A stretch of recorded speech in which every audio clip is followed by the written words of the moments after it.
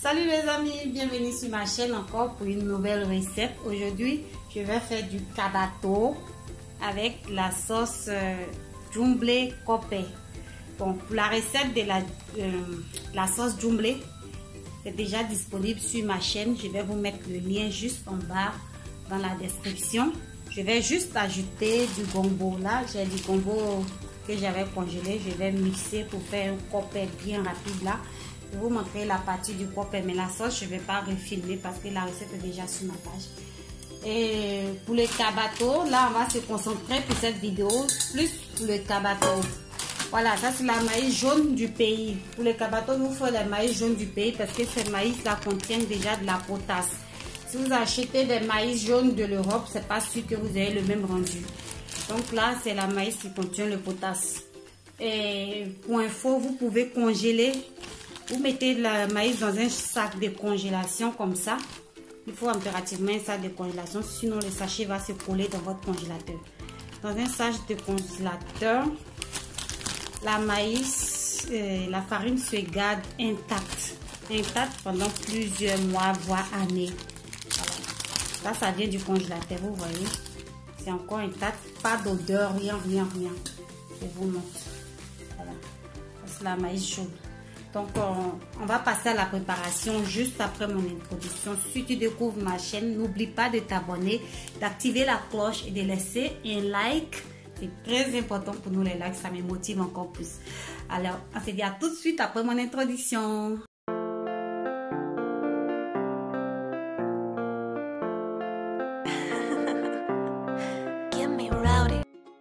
Là, je vais passer à la préparation de mon toro, kabato, comme vous pouvez l'appeler.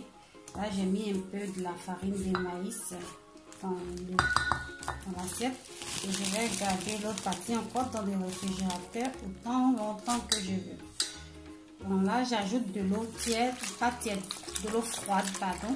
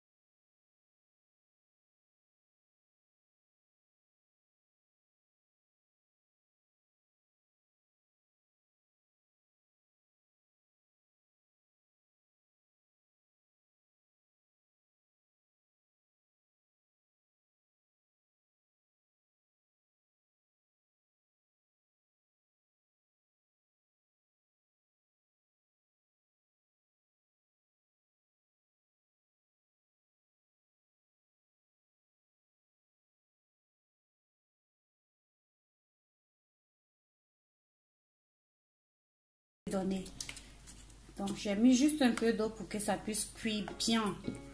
Et je continue de remuer tout. Moi j'aime bien quand le kabato il est bien lisse et tout.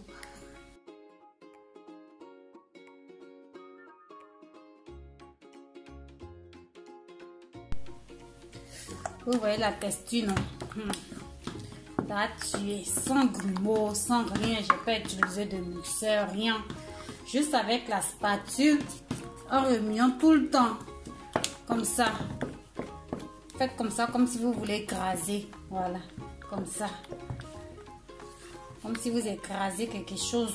Voilà, ça casse tous les petits grumeaux qui sont à l'intérieur. Tournez bien. En tout cas, quand c'est bien fait, vous n'avez pas besoin d'ajouter quelque chose ou un mixeur. Vous pouvez, par exemple, si vous avez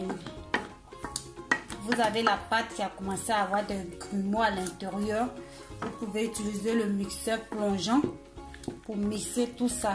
Vous voyez, donc là, je n'ai pas besoin du mixeur plongeant. Avec la spatule, j'ai réussi bien mon cabato. Souvent, les grumeaux s'ajoutent lorsque vous ne remuez pas tout le temps et quand le feu est trop fort. Le secret de la bonne cuisine est aussi, il faut noter qu'il faut cuire tout à feu bas. Voilà, ne pas rater vos plats, il faut cuire tout à feu bas. Feu bas. Pour vérifier si notre cabato est prêt, on prend une petite partie. Juste une petite partie et on met dans l'eau. Si se détache, c'est que c'est prêt. Vous voyez, là ça s'est détaché. Voilà, une partie ici qui est détachée.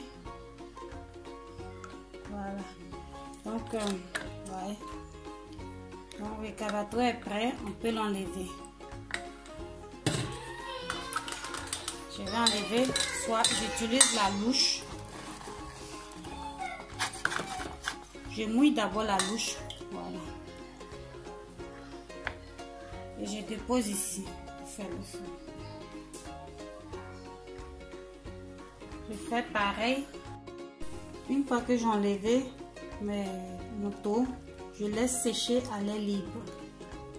Vous pouvez aussi utiliser des moules pour pouvoir avoir des formes et tout. Moi, j'aime la manière brute du village là. Les formes standard quand on a l'habitude d'avoir Abidjan. J'aime pas quand c'est trop dans les moules. Je vais passer à la réalisation de mon gombo.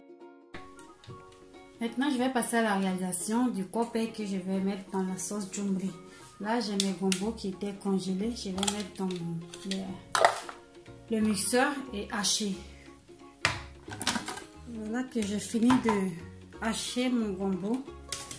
Une fois que vous hachez le gombo, vraiment, il est vraiment tirant. Il tire très bien plus que lorsqu'on le découpe.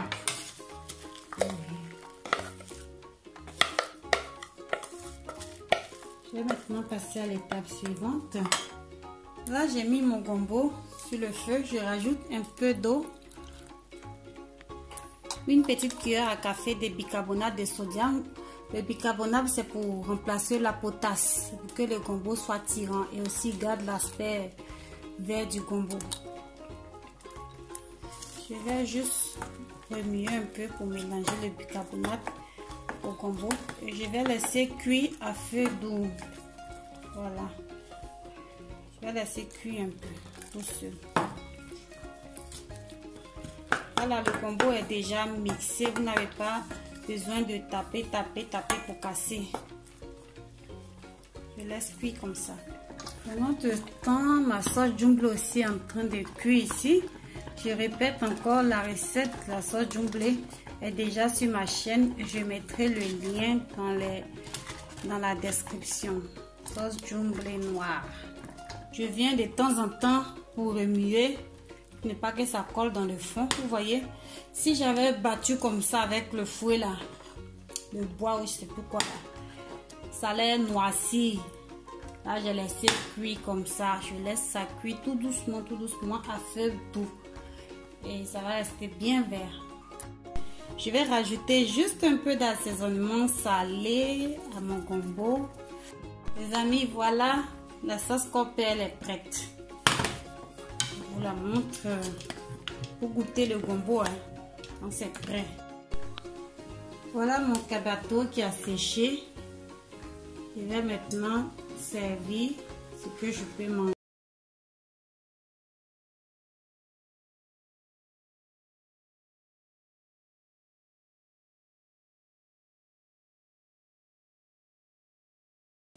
Donc je vais prendre 4.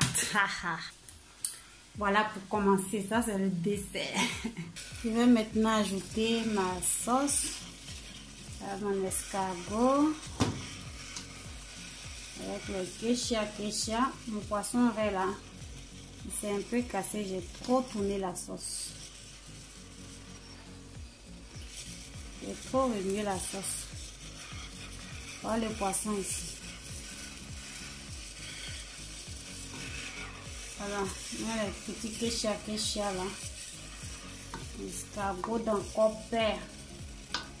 Voilà, maintenant, je vais ajouter mon petit coppet dessus.